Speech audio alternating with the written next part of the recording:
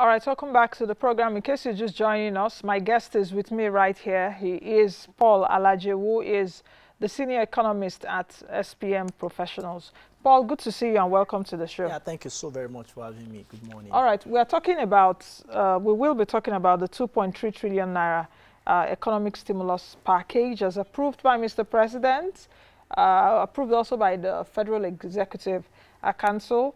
The committee that came up with this was a committee that was set up by the president, I think on the 30th of March, headed by the vice president.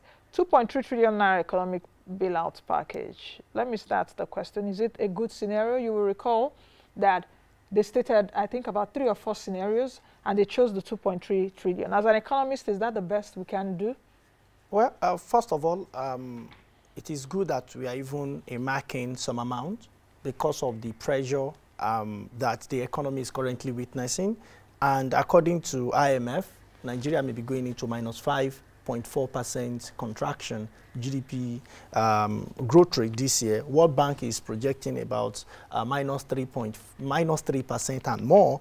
And Nigeria National Bureau of Statistics, among other authorities, is saying we may not get up to 1% negative.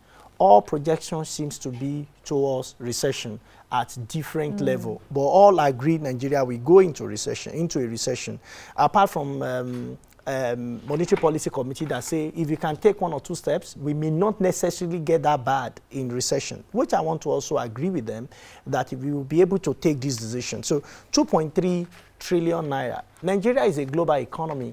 And with the recent devaluation of naira from 360 to 381 to a dollar, which means what we are... Is that devaluation or adjustment? What is adjustment? What is devaluation? Yeah. Clearly, we have devalued our currency twice this year, just to say the way it is, so that we don't cause confusion. We have $6 billion we want to inject to the economy. It's $6 billion. Of an economy that is approximately 2.3 trillion naira. Yes, that's the conversion. As 381, that's $6.036 billion for an economy that is about $400 billion economy. Okay. Now with the devaluation of currency, we are far less than 400 now because you cannot clap with one hand. When you devalue, it also has impact on your debt, it has impact on your economy, it has impact on our stock exchange and so on and so forth. So this will go to some extent to support the economy, no doubt. And I want to welcome it as what we should do now and see the critical sector that we need to support. Why the pandemic had so much impact on us, and it has had impact on several economies of the world. But I can tell you that it is not all economies of the world that will necessarily be that affected the way it will affect Nigeria. It will affect us more because 90% of our foreign earnings is coming from crude oil.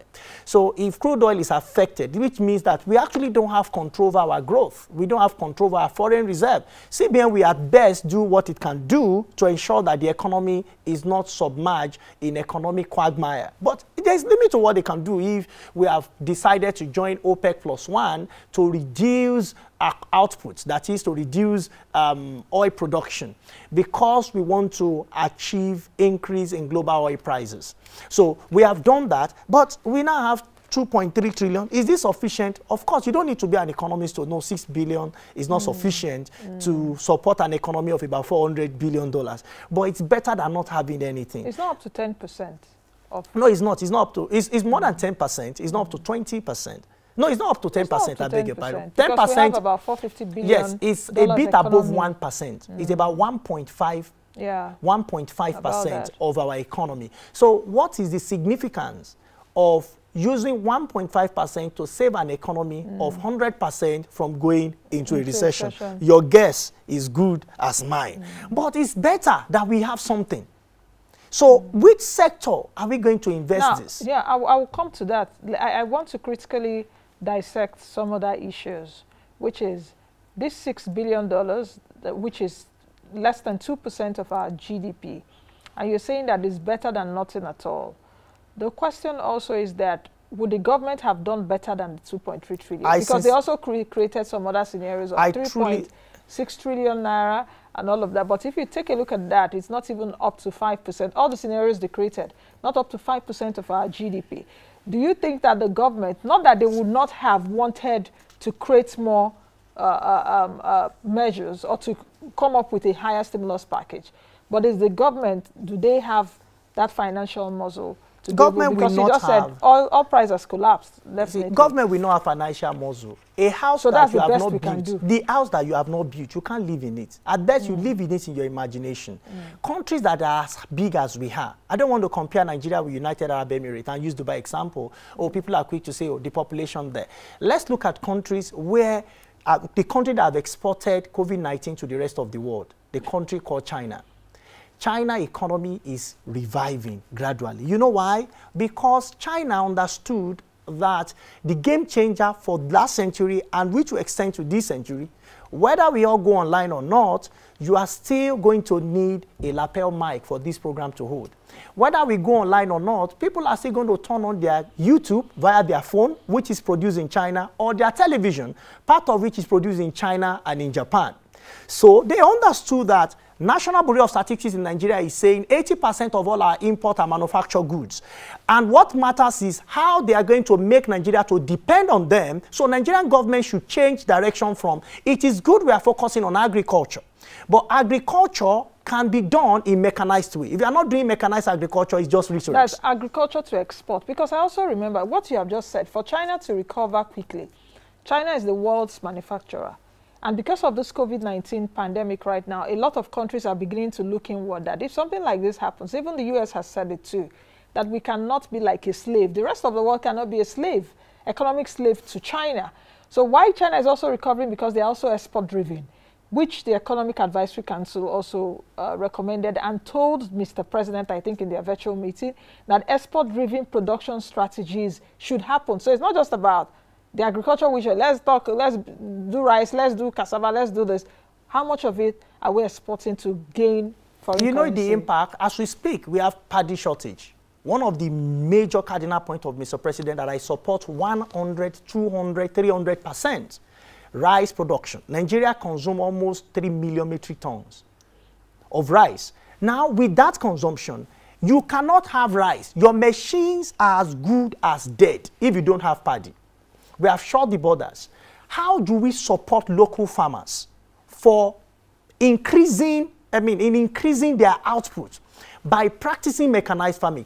Kebbi State is doing well, but we have large proportion that should be coming from Kogi, from Niger, from Benue. These are arable land that support production of rice. We cannot. CBN has also done a lot in supporting manufacturers. They have a lot of programs such that people can go into farm. But when we use limited human labor, human skills, meanwhile we can capitalize on capital support or mechanized farming so that we can produce all that we can consume in terms of rice. And we can take it beyond rice, extend it to millet, and set it to soya beans for oil production, etc., etc. What I'm saying in essence is that we are blessed as a country, but the honey and the milk that we all want to suck and leak will not come when we don't do the needful. China is doing the needful. He understood that the rest of the world had shut down. There has been a demand shock. There was also a supply shock.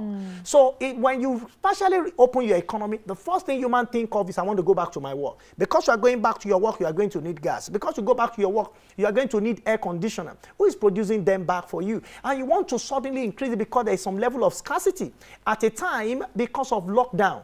The same thing. Who is thinking, apart from Nigeria, who is thinking of what Nigeria must produce for them to function, apart from our crude oil? Unfortunately, our crude oil, there is consensus for us to reduce output so that price can go up. So it becomes exogenously determined because we don't have power or control over what prices should be. So 2.3 trillion, can it get us to the place called there in terms of improving our income and also our export? So CBN wanting to devalue may not necessarily happen if composition of oil in GDP is less than 10%. But it gives us 90% of our revenue. But if it were agriculture that government wants to encourage, which is not wrong in itself, but you understand that the revenue you will get for agriculture as government now, I'm not talking of labor, it will engage a lot of people, about 20% of GDP or a bit more, I think 20 to 22% of engagement is in agriculture, contribution to GDP, it's agriculture. So if you have 20 to 22% and it's giving you less than 10% of your revenue, there is a lot to worry about. we might just look for the middle brother. That third brother is called manufacturing. It is manufacturing that can help even boost agriculture indirectly. How about the big brother at the top of the ladder, which is services, that contribute 52%? After that is agri, then manufacturing. Yes. Now, so can you enhance the services part? How do you enhance services that we know without leakages abroad when there is no foundation that can hold those services, which is still manufacturing? Now, the question is, which I was coming to, sorry to butt you, but I just need to take, you know, looking at the economy is quite critical and it has a lot of appendages. You talked about China. China may be getting back strong or trying to revive because the economy is a bit fundamentally strong. They do have infrastructure, they're building every day. Their population manufactures. You go to almost, you see that even some families, their houses are factories. Even as much as doing something like even the cover of the pen and all of that. But we don't have that here. So what kind of scenario would even work when we do not have a fundamentally strong economy? Yeah, if the foundation be destroyed. What can the righteous do? I have an answer. Remove the building, redo your foundation. So the pandemic is giving us opportunity to rebuild our foundation. What do you mean remove the building? Yeah, okay, so Nigeria should disappear? No, not disappear. I'm just but joking. the management of economy that don't really exist that we are running will not help us. So we do not have an economy. We don't have a and we're pretending we have. We don't have a functional economy. And I say we don't have a functional economy because there is no connection. Yeah. Economy that has connection, you can quickly see it. Yeah. Government is putting a lot of effort on farms, but these farms are not directly connected to market because of poor infrastructure, because of power challenges, etc., etc. We also don't have economy because education is not connected to market. Great professors in Nigeria, these guys know what they are doing. But at best, most of their research work hand in their shelves, in their offices. It is not connected to market. Those are people that can price their research, and universities like Harvard, like Cambridge, like MIT can also become profitable. Their budget is larger than Nigerian budget. But when our professors, it is not because of color of their skin, because they are dark or colored people, no. It is because their knowledge is not properly priced. At best, whatever government gives them as salary, that is why going on strike becomes very potent and very important tool in the hands of academic staff union. Because if you don't pay them, how will they? And they cannot, I don't expect a professor to go before an industrialist and be begging to buy his research work. We certainly must put the structure in place for knowledge we have in our higher institutions, which I also don't believe everybody must go to our institution, but that's conversation for another day. But our best in terms of research and thinking, they are professors, they are doctors. They are in the universities, they are in polytechnics. Knowledge that they have contributed to get to that height must now be properly priced in the marketplace. When you have this connection, it's the real foundation you are building. But you see, we are not laying the stone. We are not laying the stone because every year we need not less than 10 billion US dollars to be invested in our infrastructure, particularly road infrastructure. Yeah, from now to the next what 10 years. We want to use from this conversation is only $6.036 billion. So it's not even enough if you want to put it on infrastructure. And you know what infrastructure will do for you? A lot of things, you don't need people that work on road. For instance, when you observe where road is going on, Abuja-Kaduna Road at a time, or Kaduna-Kano Road, most of the people you see, they are not so educated. They don't need to have a university degree to join contractors and those that lay asphalt and so on the road. We need most of our labor force that are unengaged, can be fully engaged in that regard. And I think that monies that must be spent, apart from supporting businesses directly in terms of loan, for them to keep labor in place, because unemployment figures that we're expecting for last quarter that ended in June is going to be really higher than what you had if we want to go by what the numbers are, because organizations just find it very difficult to cope within that quarter. We saw what happened in April, total lockdown. We saw what happened in May, marginal relaxation, and we saw what we just experienced last month. As we speak, schools have just reversed reopening, particularly unity schools and federal schools said their candidate might not participate in WAEC. Thankfully so, because of new revelation of the pandemic, so that we protect our pupils for today, while those that should work are the parents, because of course they are earning class, they are in the earning class, they can earn money to protect their children. What is the purpose when your future is going to be disappeared? I also think we should protect our future so that these children, even though, according to the minister, they lose one academic year, there are always other academic years for them which they can participate in. So that argument made a lot of sense to me. But what stops us from building infrastructure such that these children might not necessarily need to leave their homes? You know why? Data penetration is still very low. When we read the huge number, they are in the metropolis. What happens to somebody who is in Akamkpa, in Cross River State? The person in Arkila, in Sokoto State? The person in Jegbende, in Ogun State? They don't have, most of them don't have access to data. So how are we going to teach remotely? It's going to be a bit tough because we did not envisage the pandemic to come. And even when pandemic showed us signal in December to January, we were praying, fasting in our mosques and our church, believing that it will not get here, believing that we have son that will kill it. Alas, it is here. It is here because we might now need to pay for not preparing for this day. I only pray. I have joined others in praying to also pray that God will help us. So because we have reserved everything to God and we see how it will come. But God helping us does not mean we not make better economic decisions. It means that we need to deploy our best. Like the fund that government has released, I was expecting ×3 or ×4 of this amount. Where will it come from now? Does government have money? How much have we borrowed in the recent time during the pandemic? Do they have money? Since they spend majority of their monies now to even service debts. So where will the money come from? They borrowed money from IMF, about $3.4 billion, from World Bank, from African Development Bank, you know, to support also the budget. So where's the, well, if you are going to do ×3 of this, that should be how much? Close to about 7 trillion naira. Where should that money, or where is that money going to come from? Okay, so when you look at all the monies we have collected in recent times, just this year alone, we have collected billions, 3.5 billion, another 1 billion for African Development Bank. We're even looking to collect more.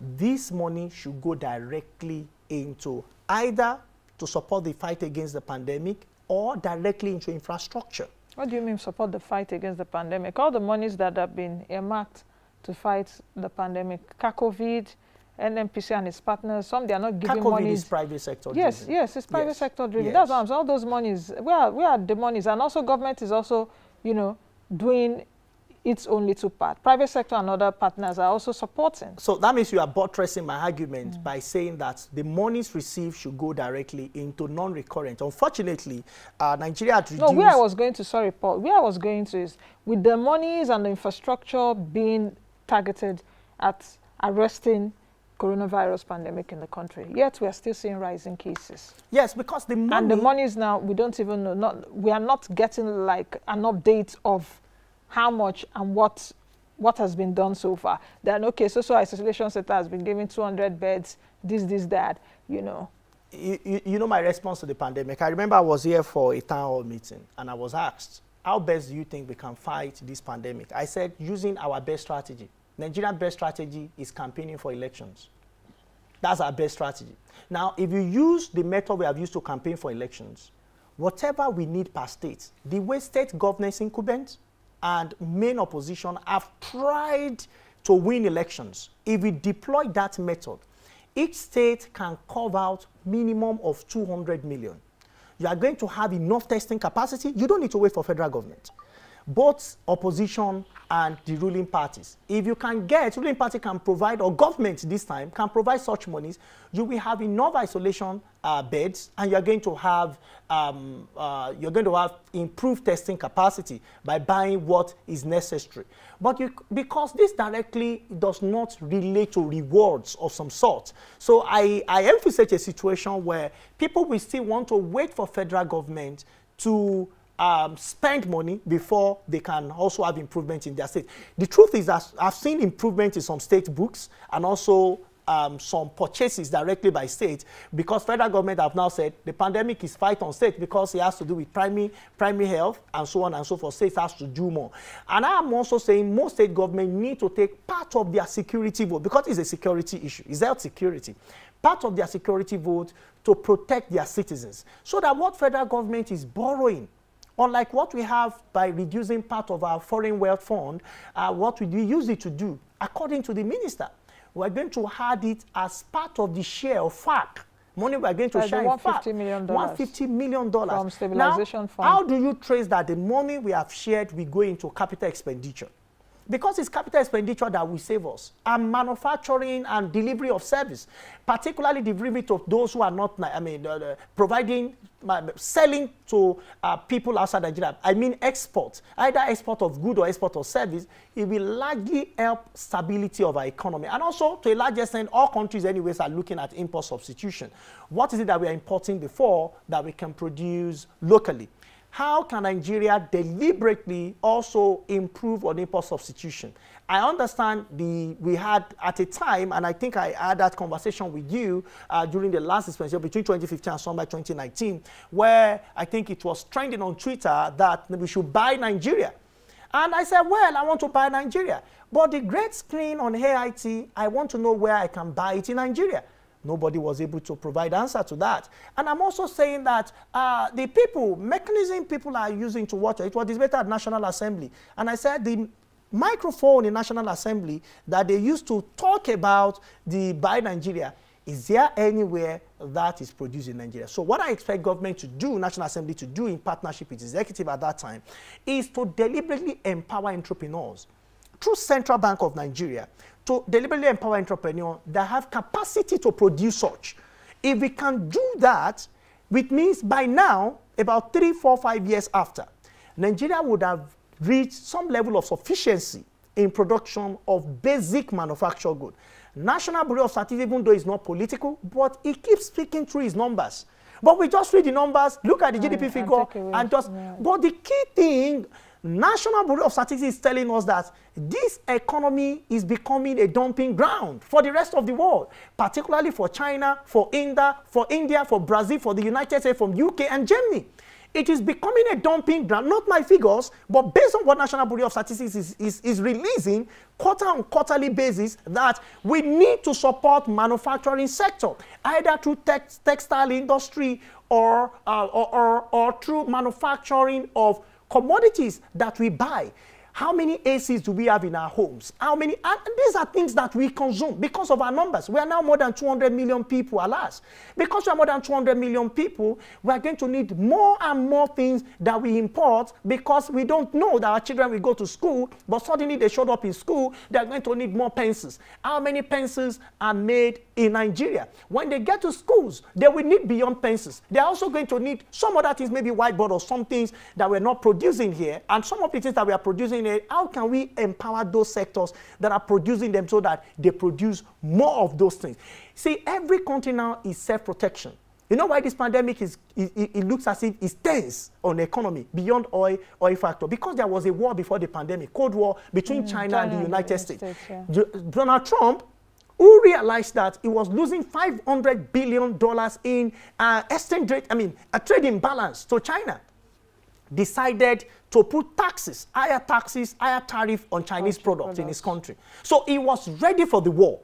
Now, when the pandemic showed up, you could see the way Mr. Donald Trump, he might not be a good person on expert when it comes to health, but when it comes to economics, he wants to do everything possible to protect. I've said all of those not to take side with Donald Trump or take side with Xi Jinping of China. I'm not taking side with any of them. My point is, we need this moment today to do everything possible to take side with one country called Nigeria. The question right now is that with the 2.3 trillion naira fiscal plan, this is a country, and I'm not just talking of this administration, previous administrations that have been mad with fiscal indiscipline. 2.3 trillion naira, how is it going to be implemented with a country that have, you understand what I mean, fiscal indiscipline? If you take a look at even our capex, we don't execute till the later. For us, I think our best bet could be like 55, and we'll say, hey, we are doing well this year, you know. I think we need to change our procurement process. For me, from what it is right now. From what it is right now. There's still high level of secrecy in procurement. The world lives on the internet. We want to know, for instance, if you say supply XYZ, there should be several parameters that those who will lose contract will be convinced that those approving contract have done their best. And when transparency is not sufficient enough, we will still complain about corruption within the procurement process. So I strongly believe that those in authority knows what to do to further make our procurement process more transparent, because if it's not transparent enough, you still get 80-20, 70-30, 50-50 as the case may be. But when that process becomes more transparent and people see that they can earn reward for doing good, then as an economy, we might just be getting to that point where discipline will hold sway. Problems of implementation, what do you think? Because the Economic Advisory Council, headed by Professor Doyin Salami, of course, like I said before, recommended export-driven production strategies, ensure the use of local resources, like what you've been saying, cut post-harvest losses in agriculture that we've been saying, make the economy attractive to non-debt private sector funds, then cut the debt service cost because our debt. So if you take a look at all of this, the EAC did applaud the committee for coming up with this plan. How do you cut debt service? Can I shock you? Between yesterday and today, we have not borrowed money, but our debt profile has increased. We have not borrowed money in any way, not from IMF, not from World Bank. We have not raised Eurobond. We have not sold Sukuk bond. We have not sold Green bond. But our debt profile between yesterday and today has increased by at least 2 trillion naira. And you will wonder why. Because we devalued. You cannot clap with one hand. When you look at the total estimate of Nigerian debt, because we devalued, the foreign components of that debt will also now be devalued. So now, okay, just hold on. Sorry. I want you to explain to our viewers what that devaluation means. You know, I said I was going to come back to that because I said, is it adjustment? Because the CBN will be like, okay, we're adjusting our rates, we're unifying. What does devaluation mean? Okay, for those watching. So you devalue your currency when the value of the currency could buy becomes lower.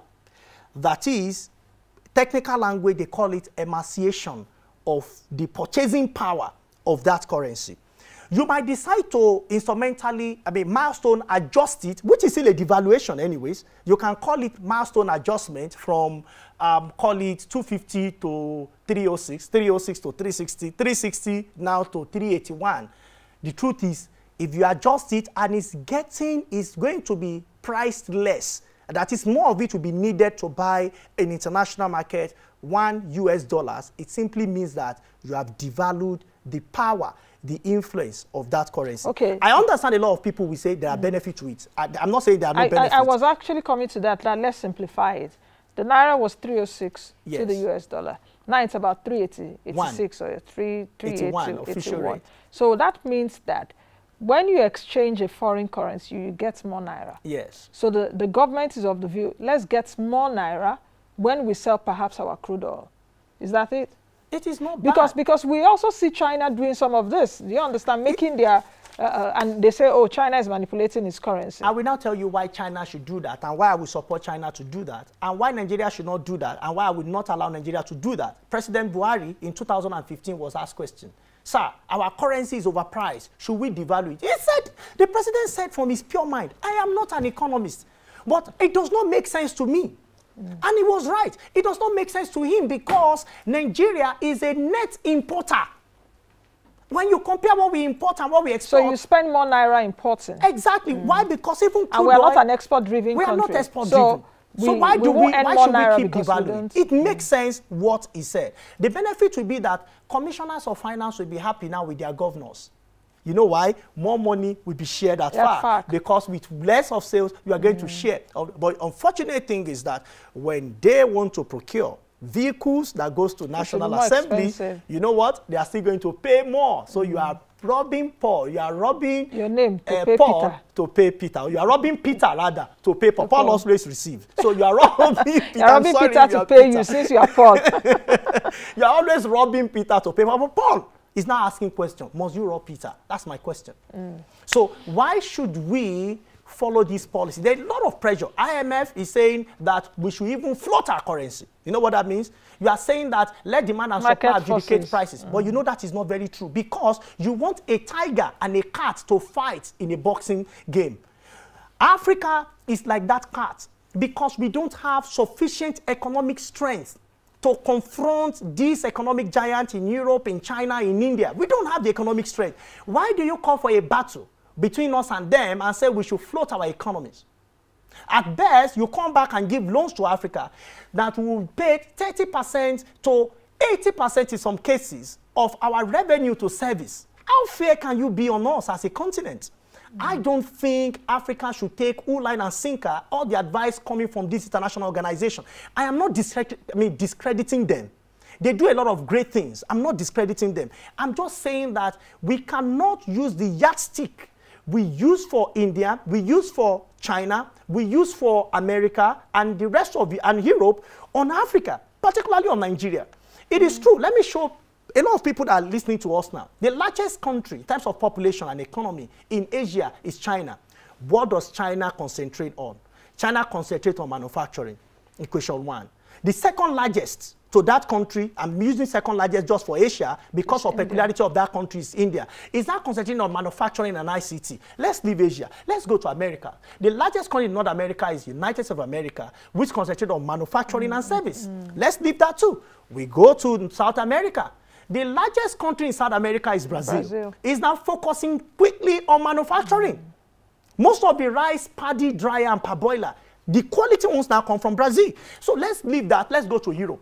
You talk about largest population and largest economy is Germany. Focusing on manufacturing and ICT, come to Africa. The largest country is Nigeria. What components are we manufacturing? And who exactly are we manufacturing for? Why population growth rate about 2.67% GDP growth rate. Last economic GDP growth rate is 1.8%. So can we say we want to compare ourselves with large population and we are not doing what they are doing? My favorite book says, follow after those who through diligence and patience receive the promise. If we don't follow them through diligence and patience, how do we receive the promise? How do we get to 100 million people? Mr. President says we want to live out of poverty in 10 years. 1 year is now. Are we able to do 10 million people that out of poverty? That brings me to the question of jobs. Because if you take a look at the 2.3 trillion naira, the close to 1.2 trillion naira that the CBN would provide in terms of intervention, structured loans at low interest, I think 5% moratorium to for loans for businesses, the authorities expect that that will create jobs, revive those that may have gone under, and for those that will create jobs, perhaps employ more people even in this recession.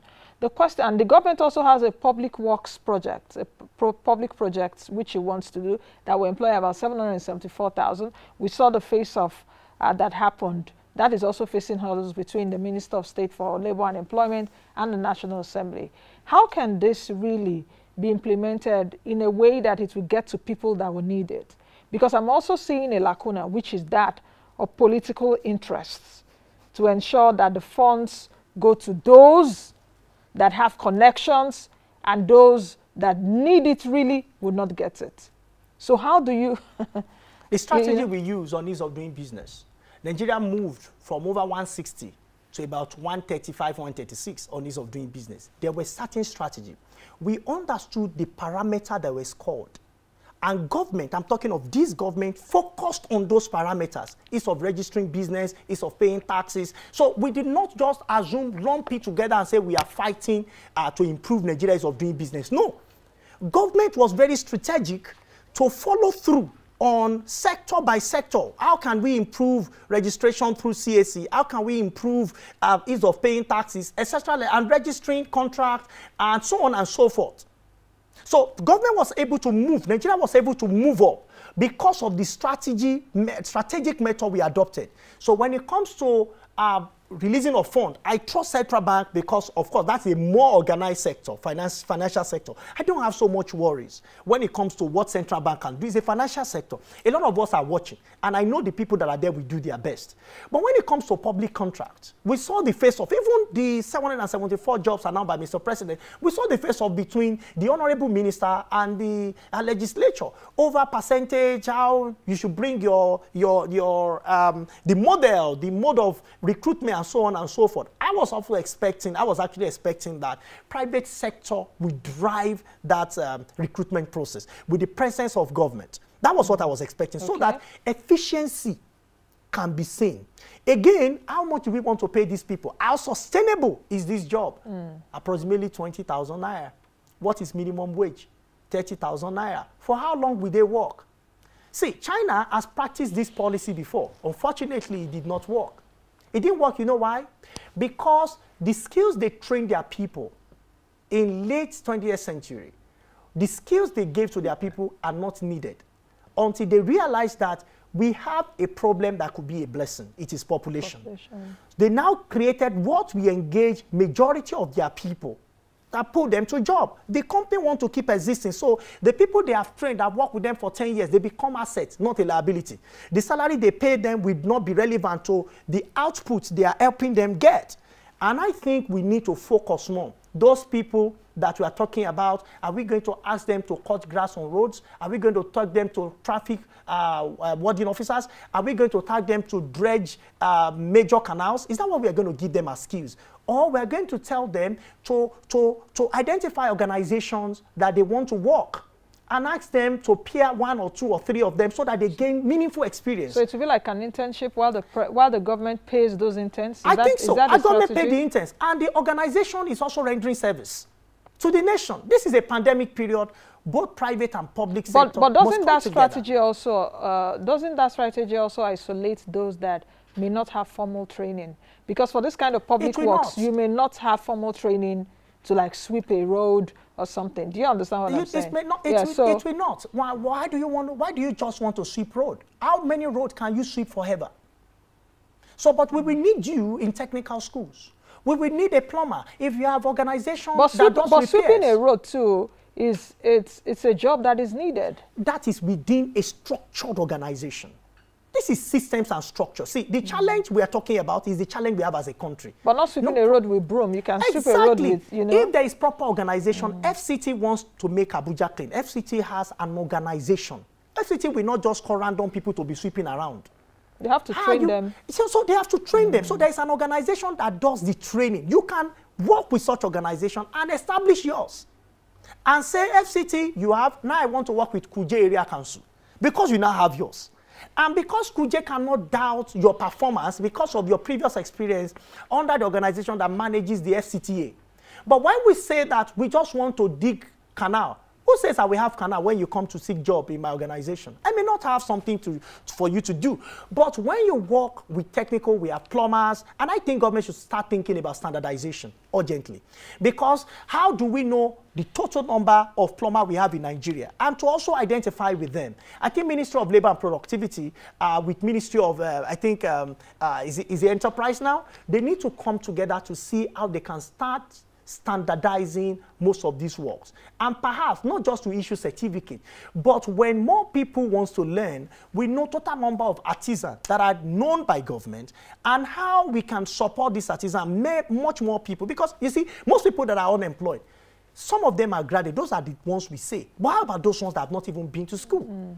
We know out of school children we talk about. What we don't know is that 10 years time, they will no longer be out of school children. They will be out of school youth. They will be unemployed, be unskilled labor.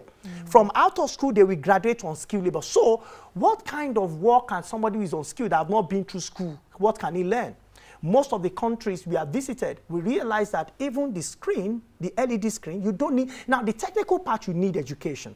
But to arrange it, you don't need, yes. I want people to Google barefoot.org in China, women providing LEDs, I mean, providing solar panels. I beg your pardon. You don't need to speak English to do, you may not go to school. But how do you do that to support your population, to support our population? This, I think, government should look at. We have 774,000 men able women, able men that we want to train.